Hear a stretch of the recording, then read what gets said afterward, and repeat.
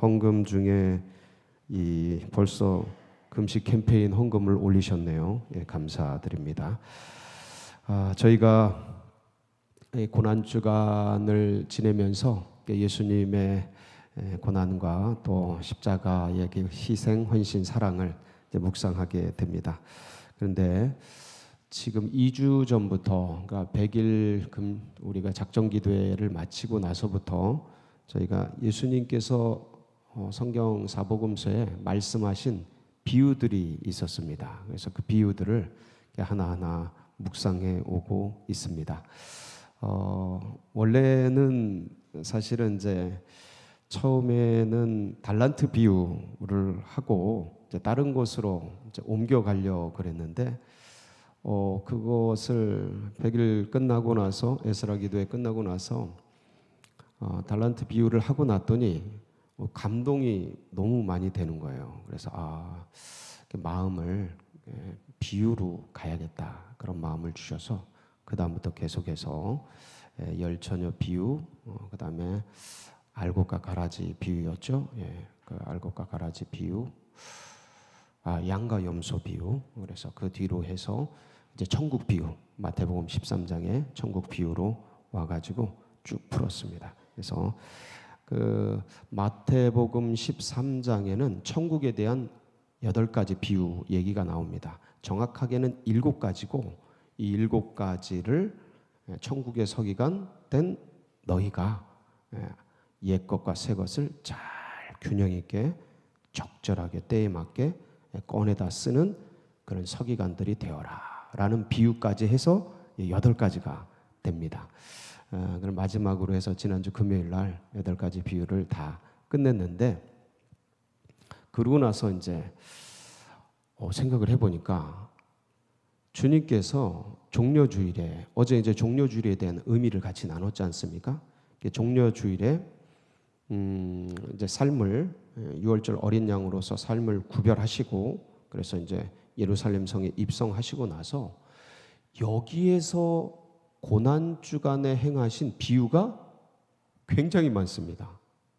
상당히 많아요. 그래서 그 앞전에 달란트 비유나 열처녀 비유나 양과 염소 비유들은 이게 다 고난 주간에 행하셨던 주님의 말씀이에요, 비유예요. 그래서 그것들은 이미 했으니까 빼두고, 그래서 이제 고난 주간에 말씀을 나누신 비유 이야기들을 이제 추려봤습니다.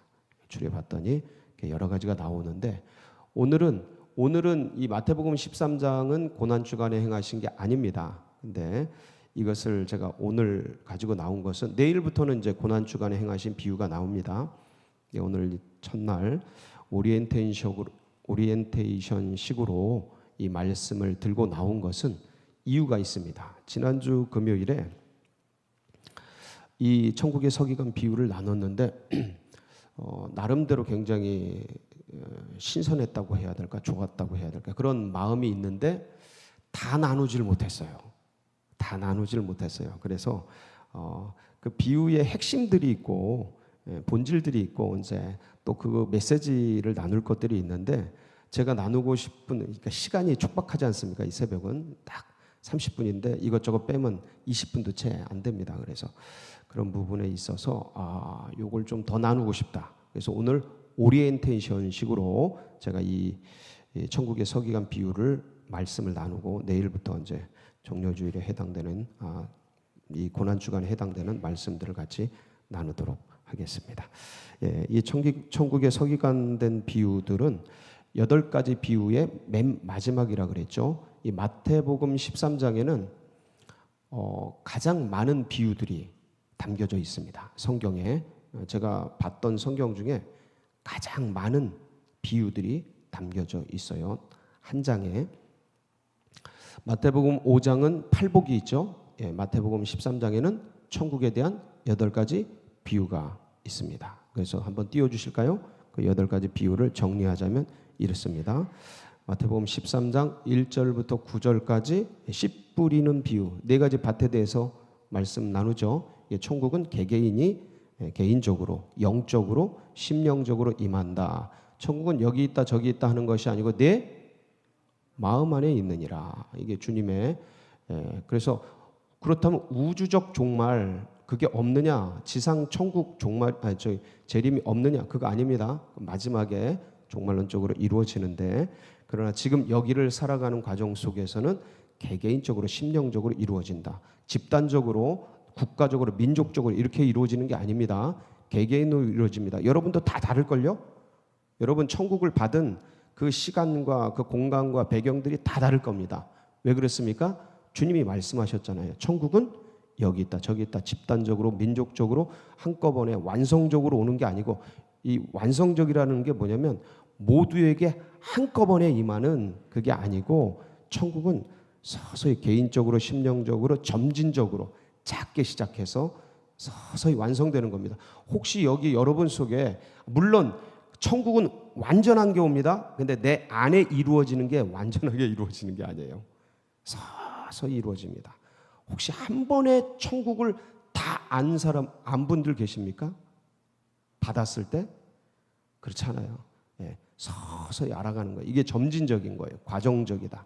네, 그렇게 해서 이제 이루어지는데 두 번째가 알곡과 가라지 비유죠. 그 다음에 세 번째가 겨자씨 비유, 네 번째가 누룩 비유, 다섯 번째가 그 유명한 밭에 감추인 보화 비유, 여섯 번째가 좋은 진주를 구하는 장사 비유죠. 줄여서 좋은 진주 장사 비유. 일곱 번째가 그물 비유. 오늘 천국의 서기관 비유입니다. 제가 말씀을 안 읽었죠? 말씀을 같이 읽어볼까요? 제가 읽었나요?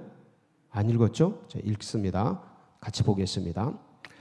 51절 이 모든 것을 깨달았느냐 하시니 대답하되 그러하오이다. 예수께서 이르시되 그러므로 천국에 제재된 서기관마다 마치 새 것과 옛 것을 그 곳간에서 내오는 집 주인과 같으니라. 이 천국의 서기관의 본질에 대해서 제가 말씀을 초두에 나눴습니다. 그래서 옛것 새것 뭐가 좋다 구약이 좋다 신약이 좋다 이런 거 아니라 그랬죠. 율법이 좋다 은혜가 좋다 이런 거 아니라 그랬죠. 율법이 우선이다 은혜가 먼저다 이런 거 아닙니다.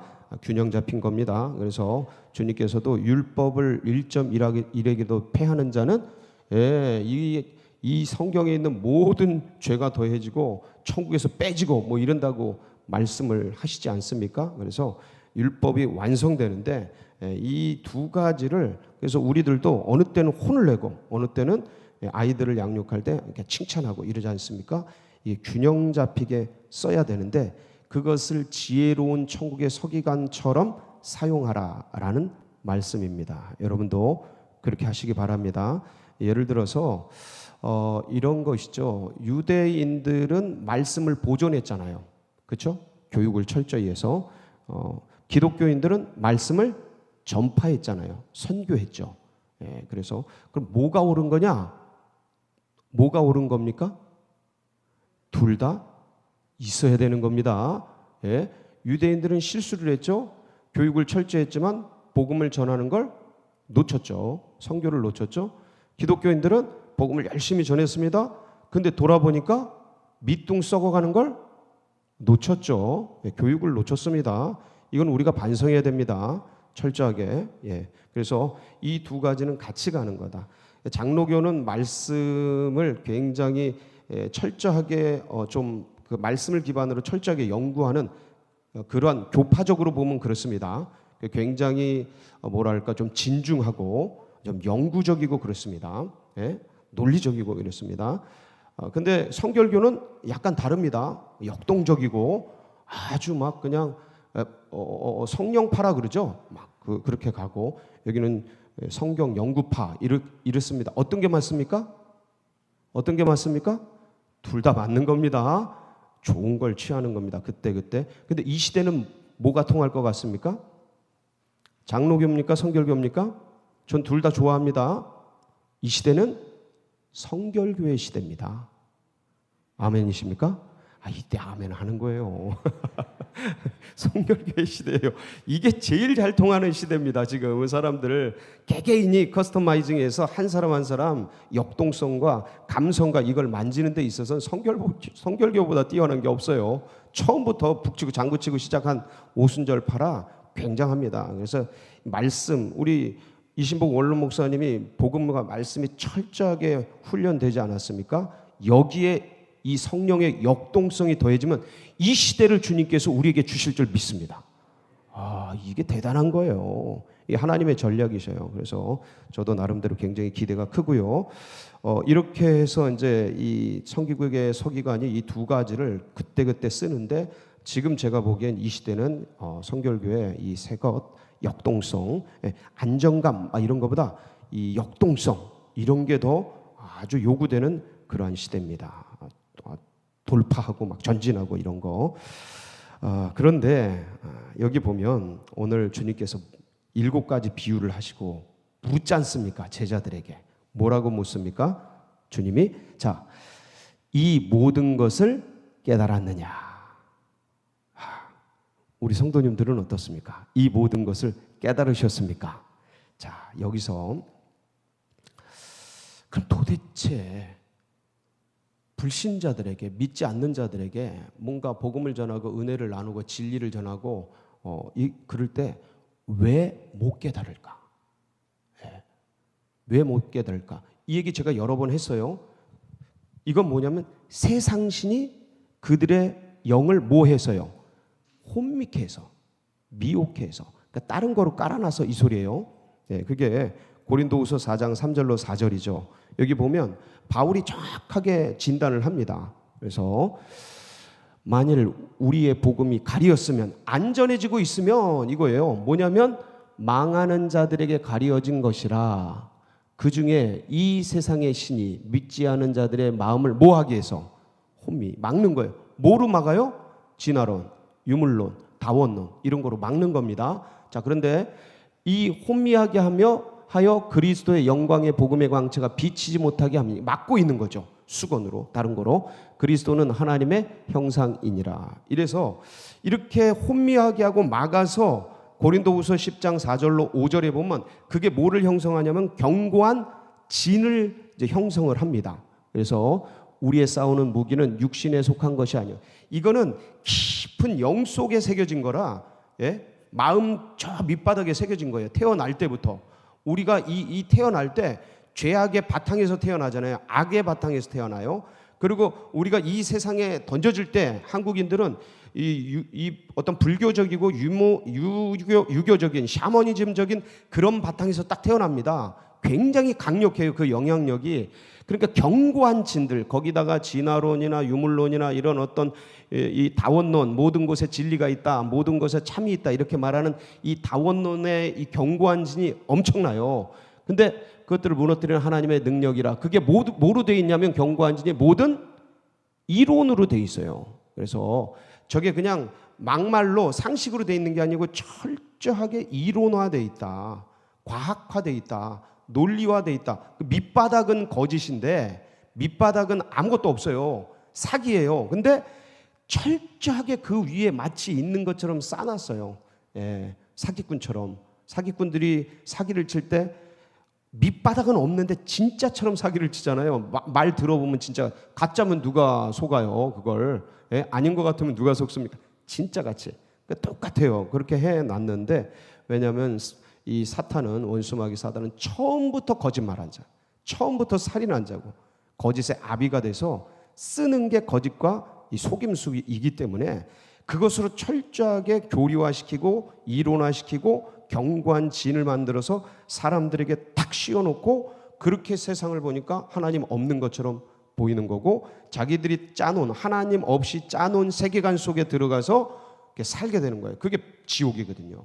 그게 불행이고. 이렇게 돼 있으니 아무리 얘기를 해도 들리지 않는 거예요. 그래서 뭐로 깨는 거예요? 그거는 사람의 힘으로, 말과 혀로 깨는 게 아니고 기도로, 영으로 깨는 겁니다. 그래서 제일 먼저 기도 시작하는 거예요. 그 영의 배후 세력, 그 영혼의 배후 세력을 제거해요. 강한 자를 잡지 않고는 들어가서 세간을 늑탈하지 못하는 거예요. 그 강한 자가 원수막이거든요. 기도로 제압을 하는 거죠. 먼저. 그 다음에 뭔가 어떤 행동, 도움, 뭐 필요를 채워주고 같이 나누고 들어주고 대화하고 이렇게 할 때 뭔가 슬슬 이제 오게 되는 거죠. 자, 그러면 이거는 불신자다, 믿지 않는 자다라고 할 때 믿는 사람은 왜 못 깨닫습니까? 유대인들이 왜 못 깨달았죠? 믿는 사람들인데. 예. 히브리서 4장 2절에 보면 한번 볼게요. 이렇게 말씀을 하고 있습니다. 그들과 같이 우리도 복음 전함을 받은 자이나 들은 바 그 말씀이 그들에게 유익하지 못하는 것은 듣는 자가 믿음과 결부시키지 아니함이라. 자, 믿는 자인데 듣는 자가 뭐와 결부시키지 않았어요? 믿음과 결부시키지 않기 때문에 그렇습니다. 자, 믿음은 뭡니까? 믿음은 바라는 것들이 실상이요 보지 못하는 것들이 증거인데, 믿음의 핵심이 뭐예요? C, 마지막 그 믿음이 C가 뭐예요? 마지막 코어, 핵심, 예수 그리스도. 두말할 나위가 없어요. 믿음은 영접하는 자, 곧 그 이름을 믿는 자, 예수 그리스도를 믿는 게 믿음이에요. 딴 거 없습니다. 핵심은 그래요. 복음을 넓게 펼치면 뭐 우주가 나오지만 그냥 확 줄이면 예수가 나오는 겁니다. 예? 믿음은 그렇습니다. 자, 그러니까 그러면 이 말씀을 볼 때, 말씀을 들을 때 뭐를 생각해야 돼요? 뭐와 연관시켜야 돼요? 예수. 그럼 구약 말씀도 그렇습니까? 그거를 유대인들이 못한 거예요. 안 들리는 게 지금 말씀이 전해주는데 예수와 연결시켜서 구약도 해석해야 되는데 그거를 유대인들이 못했던 겁니다. 그럼요, 구약 성경은 누구에 대해서 쓴 거예요? 창세기 1장 1절은 누구에 대해서 쓴 겁니까? 그게 믿어지십니까? 이게 뚫려야 영이 더 깊이 가는 겁니다. 그러니까 이게 뚫려야 영이 쭉 들어가는 거예요. 그 길이와 높이와 넓이와 길이가, 깊이가 쭉 깊어지는 겁니다. 요한복음 5장 39절. 예, 여기 보면 주님께서 이렇게 얘기하셔요. 너희가 성경에서 영생, 저 성경은 무슨 성경이에요? 이때는 신약 성경이 없었죠. 예수님이 말씀하실 때니까. 저 성경은 구약 성경입니다. 예, 이론의 여지가 없어요. 너희가 성경에서 영생을 얻는 줄 생각하고 성경을 연구하거니와 이 성경이 곧 누구에 대해서요? 이거 누가 말씀하시는 거예요? 예수님이 말씀하시는 거죠. 내게 대하여 증언하는 것인지. 자, 그러면 구약 성경은 예수님에 대해서 증거하는 거 맞습니까? 예, 창세기 1장 1절도요. 그래서 제가 1장 1절을 해석하면서 계속 영이 닫혔다 이렇게 얘기하는 거예요. 이 1장 2절부터 육의 세계가 펼쳐진다 이거예요. 그리고 1장 1절에 닫힌 영의 세계를 예수님이 가지고 오시잖아요. 창세전에 감추어진 비밀, 예수 그리스도와 연결시키잖아요. 이게 연결이 돼야 되는 거예요. 이게 열려야 되는 거예요. 이걸 제가 말한다고 이론적으로만 아는 게 아니고 성경을 보면서 밭에 감추인 보화처럼 예수가 구약 성경에서 와! 하고 열려야 기쁨이 뱃속에서 지하수 터지듯이 확 터져나오는 거예요. 그런 은혜가 있길 바랍니다. 이 특별 이런 시간에, 고난주간 이런 때 그런 작업을 하는 거예요. 이런 때 다른 거 줄이고 그런 거 파고 들어가는 거야. 보물 캐는 것 같아. 보물. 진짜 금 캐내듯이 와 이러면 진짜 짜릿짜릿합니다. 근데 이게 요한복음 5장 46절 47절에 가면 좀 더 자세하게 설명을 하죠. 예수님이. 예. 모세를 믿었더라면 이제 유대인들하고 설전을 하는 거예요. 그런데 니네들이 성경을 믿는다 하는데 모세를 믿었더라면 또 나를 믿었으니 이는 그가 누구에 대하여? 저거 누구라 그랬죠? 예수님이라 그랬죠? 자 보세요. 저 모세는 뭐를 말하는 거예요? 모세 오경. 자 보세요. 좀 더 보겠습니다. 기록하였습니다. 그러나 그의 글도 믿지 아니하거든 어찌 내 말을 믿겠느냐 하시나.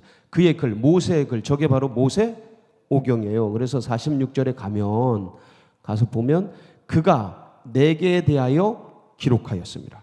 모세 오경, 창세기, 출애굽기, 레위기, 민수기, 신명기. 모세 오경은 예수님에 대한 기록 맞습니까?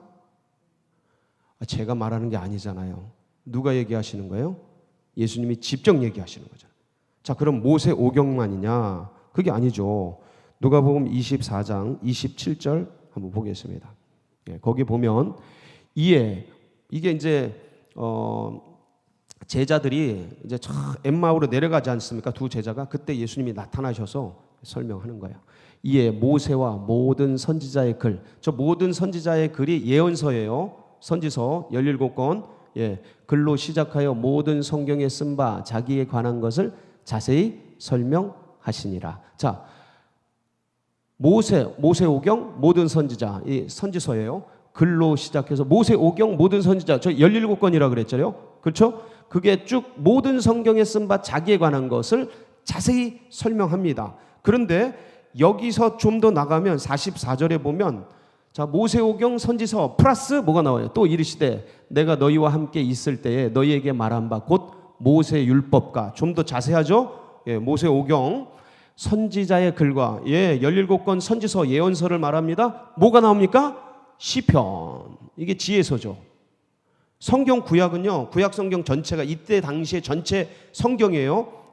모세오경, 예언서, 그 다음에 시가서 이렇게 되어 있습니다. 세 개로 되어 있어요. 그러니까 시편에 나를 가리켜 기록된 모든 것이 이루어져야 하리라 한 말이 이것이라 하시고 쫙 성경을 설명을 하죠. 그러니까 창세기 1장 1절부터 말라기 4장까지 다 누구에 대해 쓴 글이에요. 이게 이론적으로는 되는데 성경을 읽으면 되냐 이거예요. 이걸 깨달았느냐? 그 도대체 이게 왜 안 벗겨지느냐? 이 예수 그리스도에 대한 이 복음이, 이 복음으로 성경들이 왜 안 보이느냐? 제가 진단할 때는 첫째, 일단 이 사복음서 읽기를 집중을 덜 했어요. 우리 한국 민족이.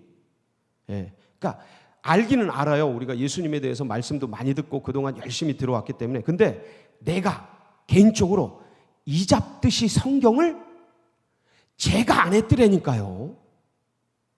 다시 한번. 누가 안 했어요? 목사가 안 했더라니까요.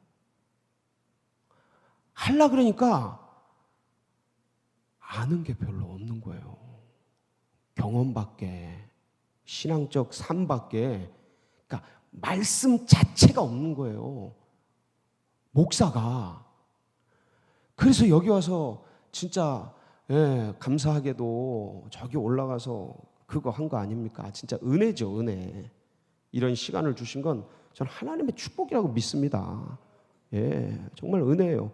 그리고 해보고 나서 과거를 보니까 성경을 안 읽은 것도 아니고 열심히 읽었습니다. 어릴 때부터 학교 안 다니면서부터 성경 읽었어요. 도서관에서 열심히 읽어왔는데 예수론적 성경 읽기를 안 한 거예요. 그러니까 깨달아지는 게 없는 거예요. 말씀 하나하나는 뭔가 은혜가 되는 것들이 있죠.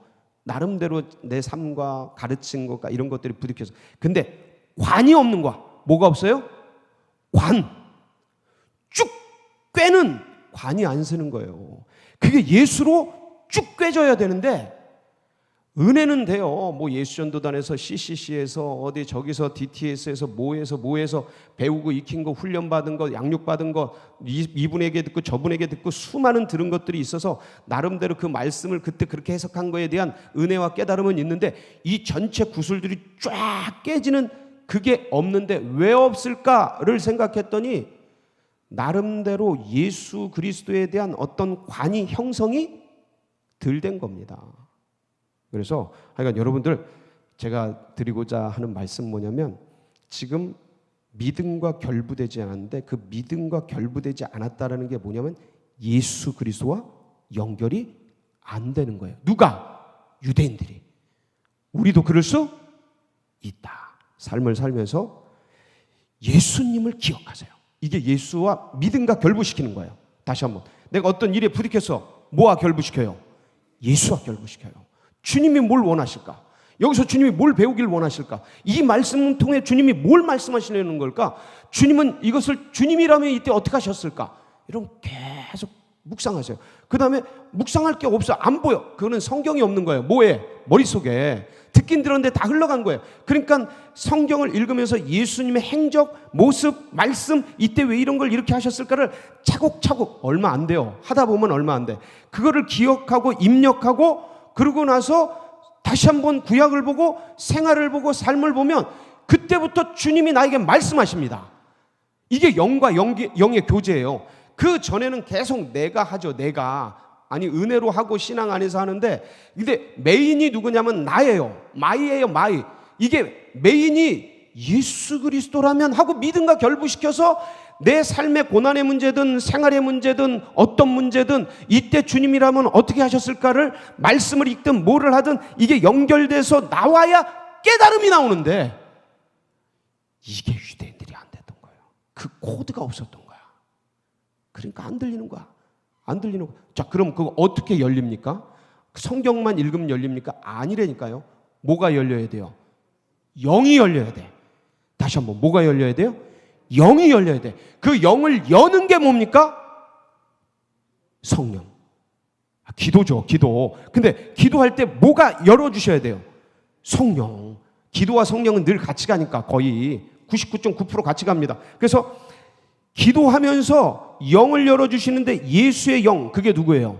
성령이에요. 성령이 오셔서 이걸 조명하도록, 말씀을 조명해 주시도록, 예수로 어떻게 보일까? 내 마음을 성령이 조명해 주시도록. 뭐 때문에 안 보일까? 죄가 있나? 허물이 있나? 상처가 있나? 쓴뿌리가 있나? 한이 있나? 응어리가 있나?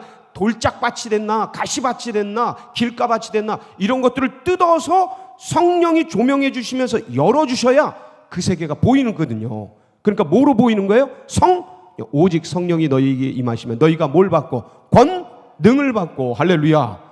이게 열려져서 보여지기 시작할 때 놀라운 역사가 일어나는 겁니다. 그래서 고린도후서 10장 4절에 아까 우리가 봤는데, 경관진을 어떻게 깨뜨리냐? 자, 보세요. 그러면 우리의 싸우는 무기는 육신에 속한 것이 아니요 오직 어떤 경관진도 무너뜨리는 하나님의 엑수시안, 권능.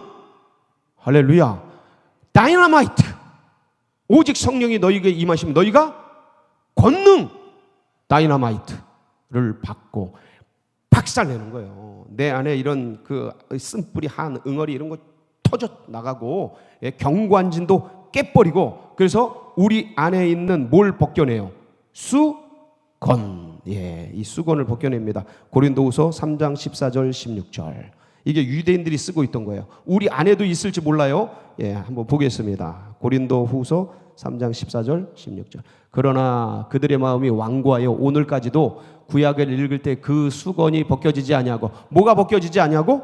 수건. 이게 우리도 쓰여질 수 있다라는 거예요. 이게 가시밭의 수건, 돌짝밭의 수건이 이게 딱 쓰고 있어서 안 보일 수 있다는 거예요. 뭐가? 주님의 말씀이 주님의 말씀대로 영으로 들려야 되는데 가려져 버리니까, 알기는 알겠는데 이게 은혜가 안 되는 거야. 기쁨이 안 되고.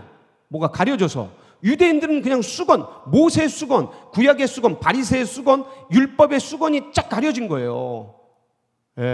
가려져서 그 수건이 벗겨지지 아니하고 있으니 그 수건은 그리스도 안에서 없어질 것이다. 어디서 없어져요?